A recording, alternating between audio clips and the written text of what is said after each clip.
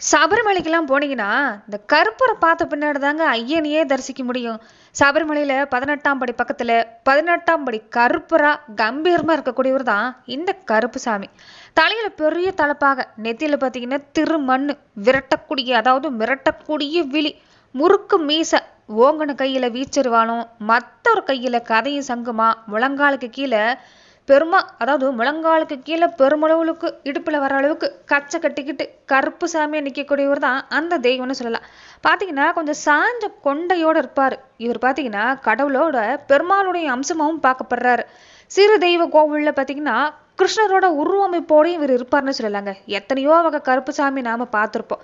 சில இடத்துல உருவத்திலேயும் அப்படி ஒரு கம்பீரம் இருக்கும். அப்படிதான் சபரிமலை சாஸ்தாவுக்கு இவர் பார்த்தீங்கன்னா சேனாதிபதியா இருந்த இந்த கருப்பு சாமியுமே பார்க்கறதுக்குமே மற்றவங்களுடைய கண்ணுக்கு மிரட்டுற மாதிரி தான் இருப்பார்னு சொல்லலாங்க.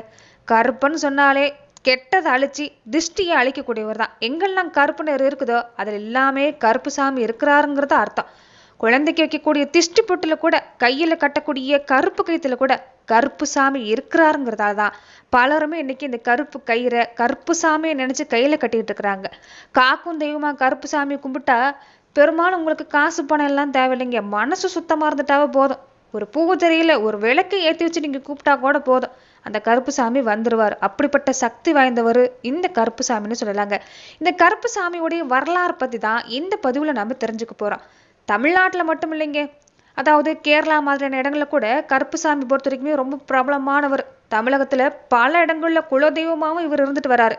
இவரை பத்தி இந்த பதிவுல நாம தெரிஞ்சுக்கலாங்க. அதுக்கு முன்னாடி நீங்க இந்த சேனலுக்கு புதியவரா இருந்தா இந்த சேனலை சப்ஸ்கிரைப் பண்ணிட்டு ஒரு லைக்கும் பண்ணிட்டு பின்தொடர்ந்து வாங்க பார்க்கலாம்.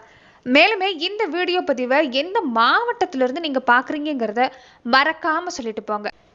மனசுல ரொம்ப கஷ்டத்தோடு இருக்கிறீங்க, வீட்லயும் ரொம்ப கஷ்டமா இருக்குது, ரொம்ப துன்பப்பட்டுக்கிட்டே இருக்கிறீங்க, ஒன்று போனா ஒன்று பாதிப்பு இருந்துகிட்டே இருக்குதுன்னு நினைக்கக்கூடியவங்க, கடுமையான தீமை வீட்டில் இருக்குது, ஏதாவது ஒரு வகையில் என்னை முன்னவங்க சாபமாக இருக்கட்டும், பக்கத்தில் இருக்கக்கூடியவங்களுடைய அதாவது இந்த எதிர் தொல்லையாக இருக்கட்டும், இந்த சொந்த பந்த வழியில் இருக்கக்கூடிய சூழ்ச்சியாக இருக்கட்டும், ஒரே போட்டி போறாமே இருக்குதுங்க, என்னோட ஆரோக்கியத்தோட வாழ முடியல, ஏதாவது ஒரு வகையில் மனசுலையும் போராட்டத்தை நான் சந்திச்சுக்கிட்டே இருக்குன்னு நினைக்கக்கூடியவங்களுக்கு உண்மையான அன்போட மனம் உருகி இந்த கருப்பு சாமி கூப்பிட்டு பாருங்க. காத்தோட காத்தா உங்களை நின்று கலந்து காப்பாற்றக்கூடியவர் யாருன்னா இந்த கருப்பு சாமி தான். காக்கக்கூடிய இந்த தெய்வத்தை, இந்த கருப்பு சாமியை கும்பிடணும்னா சுத்தமான மனசு ஒன்று இருந்துட்டா போதுங்க. இவருக்கு எல்லாமே வழிபடுறதுக்கு 4 நட்சத்திரம், திதி, யோகம், பேர், கோத்திரம்லாம் வேண்டியது இல்லை. எந்த காரியத்தை செய்யறதா இருந்தாலும் ஒரே ஒரு வழிபாடு, அவ்வளவுதான். தீபத்தை போட்டு ஒரு வழிபாடு செஞ்சுட்டாலே போதும். இந்த கருப்பு சாமிங்கிறது நமக்கு துணையா இருந்து காவல் காப்பார். ஆசைப்பட்டவங்க இந்த கருப்பு சாமி ஆசைப்படுற விஷயத்த செஞ்சுக்கலாம். அதாவது சக்கரை பொங்கலுங்க, அவள், பொரிக்கடலை, மாம்பழம், வாழைப்பழம், பலாப்பழம், கொய்யாப்பழம், இந்த இளநீர் மாதிரியான விஷயம் எல்லாமே கருப்பு சாமிக்கு பிடிச்ச விஷயமா சொல்லுவாங்க. இந்த விஷயத்த நீங்க செஞ்சு கருப்பு சாமியை கூப்பிட்டு வழிபாடு செஞ்சீங்கன்னா உங்க வாழ்க்கையில நிச்சயம் நல்ல பலன் கிடைக்கிறதுக்கு வாய்ப்பு இருக்குது. அந்த வழியில இந்த கருப்பு சாமி எப்படி வந்தார், சபரிமலை ஐயப்பனுக்கு இவர் எப்படி துணையா இருந்தார், இதை பத்தி எல்லாமே நாம இந்த பதிவுல தொடர்ந்து பார்க்கலாம். சபரிமலை ஐயப்பன் கோவில் இருக்கக்கூடிய 18 படிகளுக்கு அதிபதியான்னு கேட்டீங்கன்னா இந்த கருப்பு சாமி தாங்க. பக்தர்கள் இந்த 18 படி ஏறத்துக்கு முன்னாடி இவரை வணங்குறது தான் வழக்கமாவே இருக்குது. பெருமாளுடைய அம்சமா இருந்தாலுமே இவர் முக்கியமான ஒரு சொரூபம்னு பார்த்தீங்கன்னா சிவபெருமானுடைய அம்சத்துல பிறந்தவர் கருப்புசாமின்னு சொல்லலாங்க. ஐயனுடைய எண்ணத்தை பூர்த்தி செஞ்ச கணநாதனா பூதநாதனா இருக்கிறதால சாஸ்தாவுடைய அன்புக்குரியவரா இந்த கருப்புசாமி இருக்கிறாரு. ஐயப்ப பக்தர்கள் வரக்கூடியவங்க இந்த இருமூடி கட்டி வரக்கூடிய வழியில தான் இவருடைய நீங்க ஒரு உருவத்தை பார்க்கலாம். அதாவது தெய்வமா கருப்புசாமி இருக்கிறாரு. கருப்புசாமி பல வடிவங்கள் இருக்கிறாரு, பல பேர்ல இருக்கிறாருன்னு சொல்லலாங்க. மலையாள கருப்புங்கிறது இவருடைய முக்கியமான ஒரு பேர். கருப்புசாமி, சங்கிலி கருப்பு, சின்ன கருப்பு, நொண்டி கருப்புன்னு சொல்லிக்கிட்டே போகலாம். மக்களுக்கும் சகல ஜீவராசிக்கும் எல்லா ஊருக்குமே இன்னைக்கும் காவல் தெய்வமா இருக்கக்கூடிய இந்த கருப்பு சாமியோட தோற்றம் பார்த்தீங்கன்னா யாரும் கேள்விப்படாத ஒரு தகவலா கூட இருக்கும். கேள்விப்பட்டவங்களும் இருப்பீங்க, இருந்தாலும் ஒரு முறை கேளுங்க. வால்மீகி தர்ப்பப்பல்ல கிள்ளி போட்டு அதுக்கு உயிர் கொடுக்க அதுதான் கருப்பண சாமியா மாறுதுன்னு சொல்லுவாங்க ராமாயண கதையில.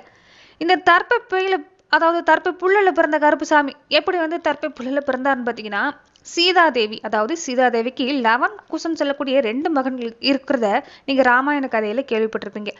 பெரும்பாலும் இந்த நேரத்துல பார்த்தீங்கன்னா சீதாதேவி லவன் குசன் அதாவது தன்னுடைய குழந்தைய தொட்டுல தூங்க வச்சுட்டு காட்டுக்குள்ள போறாங்க வேற வேலையா. அப்ப பாத்தீங்கன்னா அந்த குழந்தை தாயை தேடிக்கிட்டு காட்டுக்குள்ள காணாம போயிருது. உடனே அங்கே அது பாதுகாப்புக்கு இருந்த வால்மீகி முனிவர் பார்த்தீங்கன்னா அதிர்ச்சியாகி தற்பை புள்ள கிள்ளி போட்டு அது சீதாதேவி குழந்தையாவே மாற்றி வச்சிருக்கிறார். வந்து சீதாதேவி கேட்டால் நம்ம பதில் சொல்லலான்னு மாற்றி வச்சிருக்கிறார். ஆனால் போகிற வழியிலேயே சீதாதேவி தன்னுடைய குழந்தையை கண்டுபிடிச்சிடுறாங்க. வீட்டுக்கு வந்து பார்க்குறப்ப தன்னுடைய குழந்தையோட அம்சமாக இருக்கக்கூடிய இன்னொரு குழந்தை தொட்டிலில் கிடக்கிறத பார்க்குறாங்க. சீதாதேவிக்கு புரிஞ்சிருது. உடனே சீதாதேவி ஒரு அனலை மூட்டி அந்த அனலை தாண்டி 2 குழந்தையும் வர சொல்றாங்க. அதுல தன்னுடைய குழந்தை நல்லபடியாக வந்துடுது. ஆனா அந்த தற்பை புல்லில் உருவான குழந்தை பார்த்தீங்கன்னா கருகி தான் வருது, அதாவது கருத்த உருவமா வருது. உடனே தன்னுடைய குழந்தையை கண்டுபிடிச்சிடுறாங்க. இருந்தாலும் அந்த கருப்பு சாமி பார்த்தீங்கன்னா, அதாவது அந்த தற்பை புல்லில் உருவான கருத்த உருவத்துல இருந்ததால கருத்த சாமி, அதாவது கருப்பு சாமி கருப்பசாமி. அந்த கருப்புசாமி பார்த்தீங்கன்னா வேண்டிக்கிறாங்க, அம்மா என்னையும் நீங்கள் உங்களுடைய மகனாக ஏற்றுக்குங்க, உங்களுக்கு நான் காவல் தெய்வமாக இருந்து காப்பேன், உங்களுக்கு மட்டும் இல்லை ஊர் மக்களுக்கும் காவல் தெய்வமாக இருந்து காப்பேன்னு வேண்டி கேட்குறாங்க. அதுக்கு சீதாதேவி ஏற்றுக்கிறாங்க. இப்படி தான் கருப்புசாமி உருவான ஒரு கதையாகவும் சொல்லப்படுது. அதே மாதிரி சபரிமலை ஐயப்பனுக்கு மகிஷாசுரி, அதாவது இந்த மகிஷாசுரன் சொல்லக்கூடிய இந்த அரக்கியை அழிக்கிறதுக்கு உதவியாக இருந்த சேனாதிபதியாகவும் இவர் தான் இருந்திருக்கிறாருன்னு சொல்லலாங்க.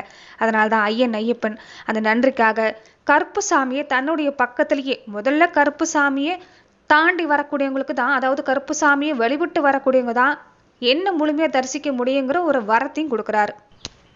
மகிஷியை வதம் செய்யறப்ப பார்த்தீங்கன்னா அவர் சின்ன பையனாச்சுல, அதனால சிவபெருமன் வந்து தன்னுடைய அம்சமா இருக்கக்கூடிய கருப்புசாமி அனுப்புறாரு. சின்ன வயசு பையன், படைக்கு பார்த்தீங்கன்னா நீ தான் சேனாதிபதியா இருந்து காப்பாற்றணும், அவரை வெற்றிக்கு நீ உதவியா இருக்கணும்னு கட்டளை இடுறாரு. அப்படியே ஐயப்பனுக்கு வெற்றிக்கு உறுதுணையா இருந்த கருப்புசாமி சபரிமலையில 18ஆம் படிக்கு பக்கத்துல வலது புறத்துல 18ஆம் படி கருப்பரா இவர் வந்து இருக்கிறாருன்னு சொல்லலாங்க. இவருக்கு பிடிச்ச விஷயம் பார்த்தீங்கன்னா முந்திரி நெய்வேத்தியம் கற்பூர வழிபாடு இவருக்கு ரொம்ப ரொம்ப விசேஷங்க. கன்னிமூல கணபதி வழிபாடு எந்த அளவுக்கு முக்கியமோ அதே மாதிரிதான் வாவர் வழிபாடும் கருப்புசாமியோட வழிபாடும் இந்த கோவில்ல ரொம்ப முக்கியமான விஷயமா இருக்குதுன்னு சொல்லலாங்க. சாஸ்தாவோட சித்தத்துக்கு ஏற்ற மாதிரி இவர் இருந்ததால சித்தங்காத்தன் பீடபகன் என்றெல்லாம் இவங்க போட்டுருவாங்க. காவல் தெய்வம் கருப்பணசாமி கண்கண்ட தெய்வமா இவர் இன்னைக்கு வரைக்குமே இருக்கிறாருன்னு சொல்லலாங்க. இவரை நினைச்சு மனசுல நினைச்சு எதை செஞ்சாலும் அது நமக்கு நல்லதா முடியக்கூடிய வாய்ப்பு பார்த்தீங்கன்னா இருக்குதுன்னு சொல்லலாம். இவரை வழிபடக்கூடிய மந்திரம் என்னன்னு பார்த்தீங்கன்னா, கருப்பசாமி தெய்வத்தை புஷ்பத்தால நீங்க அர்ச்சிக்கலாம்.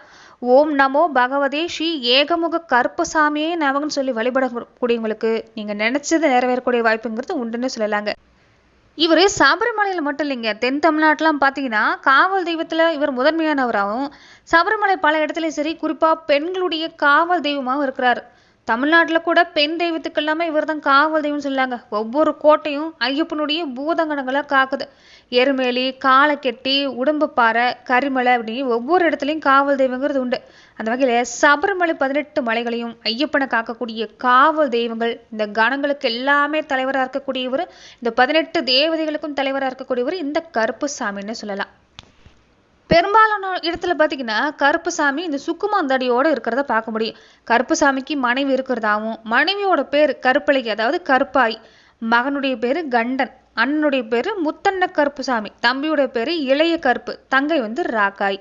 இப்படி கருப்பணசாமிக்கு குடும்பமாகவே பெரும்பாலும் குடும்பம் இருக்கிறதாவும், குடும்ப தெய்வங்களா வழிபடக்கூடிய முறைன்னு பார்த்தீங்கன்னா இப்பயுமே இருக்கிறதாவும் பலருமே சொல்லப்பட்டுதான் வருது. சரி, இந்த கருப்புசாமியை வழிபடுறதால நமக்கு என்னென்ன நன்மையெல்லாம் கிடைக்குன்னு பார்த்தீங்கன்னா, கருப்புசாமி வழிபடுறவங்களுக்கு இந்த பிள்ளை, சூனியம், ஏவல் மாதிரியான தீய சக்தி, எதிர்கிட்ட இருந்து பாதுகாப்பு, வாழ்க்கையில் உடனடியாக நீதி கிடைக்கணும், ஒரு வெற்றி கிடைக்கணும்னு நினச்சிங்கன்னா முதல்ல இந்த காவல் தெய்வத்தை நீங்கள் வழிபாடு செய்யணும். இவர் எதை எதிர்ப்பார்னு பார்த்தீங்கன்னா, இந்த அநியாயம் பண்ணுறவங்கள, பொய் பேசுறவங்களை பார்த்தா இவருக்கு பிடிக்காது. இவர் முன்னாடி உண்மையாக நீங்கள் சத்தியம் பண்ணிங்கன்னா, அந்த தர்மத்தின்படி நடந்தீங்கன்னா துணையாக நின்று காக்கக்கூடியவராக இருப்பார். பக்தர்களுக்கு ஏற்படக்கூடிய பிரச்சனையை சீக்கிரமாக தீர்த்து வைக்கக்கூடியவர் இவர் தான். இழந்த சொத்தாக இருக்கட்டும், பதவியாக இருக்கட்டும், இந்த கருப்புசாமி வழிபாடு செஞ்சிங்கன்னா உறுதுணையாக நிற்பார்னு சொல்லலாங்க. மனசில் ஒரே பயமாக இருக்குது, மனசில் தைரியம் இல்லை, ஒரு தன்னம்பிக்கை இல்லை, ஏதாவது ஒரு வகையில் நான் பயப்பட்டுக்கிட்டே இருக்கிறேன் அப்படின்னு நினைக்கக்கூடியவங்க கருப்புசாமியே நீங்கள் வழிபட ஆரம்பிச்சிட்டாலே இந்த மனசில் மன உறுதிங்கிறது வந்துடும். கருப்புசாமியை எந்த நாட்கள்லாம் வழிபாடு செய்யலான்னு பார்த்தீங்கன்னா, முக்கியமாக பார்த்தீங்கன்னா இந்த அமாவாசை நாட்களில், பௌர்ணமி நாட்களில் வழிபாடு செய்கிறது ரொம்ப ரொம்ப சிறப்பு. அதுலேயும் இந்த சனிக்கிழமை நாட்களில், வெள்ளிக்கிழமை நாட்களில் மாலை நேரத்தில் இவர் நீங்கள் வழிபாடு செய்கிறது ரொம்ப ரொம்ப நல்லதுன்னு சொல்லலாங்க. பெருசு அளவுலாம் இல்லை, ஒரு சக்கரை பொங்கல் படையிலிட்டு வழிபாடு செஞ்சுக்கிட்டா கூட போதும், இவருக்கு ரொம்ப சிறப்பான பலன்கிறத அவர் கொடுப்பார். கருப்புசாமி காவல் தெய்வம் மட்டும் இல்லை, எளியவங்களுக்கு எளியவங்களாக இருந்து அவங்க வாழ்க்கையை ஒளியேற்றி தரக்கூடிய ஒரு காவல் தெய்வம். எந்த அளவுக்கு நம்பி வேண்டி வழிபாடு செய்கிறீங்களோ அந்த அளவுக்கு நம்ம வாழ்க்கையில் நல்ல மாற்றங்கிறது கிடைக்குன்னு சொல்லலாம். அந்த வகையில் இந்த பதிவில் கருப்புசாமி பற்றியும் 18ஆம் படி கருப்புசாமியாக இருந்து சபரிமலை ஐயப்பனுக்கே காவல் தெய்வமாக இருந்த அந்த கருப்புசாமி பற்றி நம்ம பார்த்தோம். மேலே இந்த மாதிரி கருப்புசாமியுடைய வரலாறுகள் எல்லாமே நம்ம தெரிஞ்சுக்கணும்னா இந்த பதிவை அதாவது மறக்காமல் இந்த சேனலை லைக் பண்ணுங்கள், ஷேர் பண்ணுங்கள், கமெண்ட் பண்ணுங்கள், மறக்காமல் சப்ஸ்கிரைபும் பண்ணிக்கோங்க. நன்றி நண்பர்களே.